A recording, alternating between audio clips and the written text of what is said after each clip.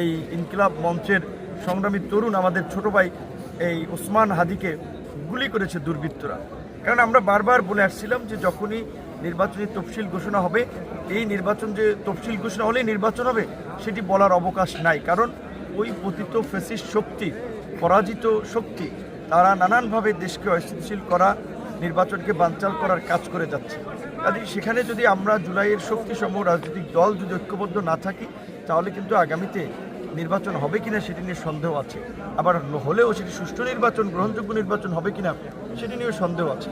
তাই আমরা জুলাইয়ের শক্তিসমূহ ঐক্যবদ্ধ থাকতে চাই, সমন্বয়ের মাধ্যমে আগামীতে একটি অবাধ, সুষ্ঠু, নিরপেক্ষ নির্বাচন করতে চাই। এবং এই জুলাইয়ের শক্তিসমূহ যদি ঐক্যবদ্ধ থাকে, তাহলে কোনো ফ্যাসিবাদী শক্তি মাথাচাড়া দিয়ে উঠতে পারবে না, নির্বাচন বানচাল করতে পারবে না।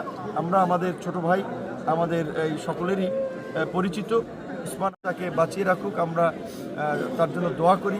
খালেদা জিয়ার অবস্থাও খুবই গুরুতর, তার জন্য আমরা দোয়া করি। তো আমরা যেখানেই যে রাজনৈতিক সভা হোক না হোক, আমরা রাজনীতিবিদ যেহেতু আমাদের কার্যক্রম সেটা রাজনীতি দেখায়, কিন্তু আশা করি যে আমরা সবাই যতটুকু অবশ্যই পরিপূর্ণভাবেই এই নির্বাচনী আচরণবিধি নিয়মনীতি মেনে চলার চেষ্টা করবেন।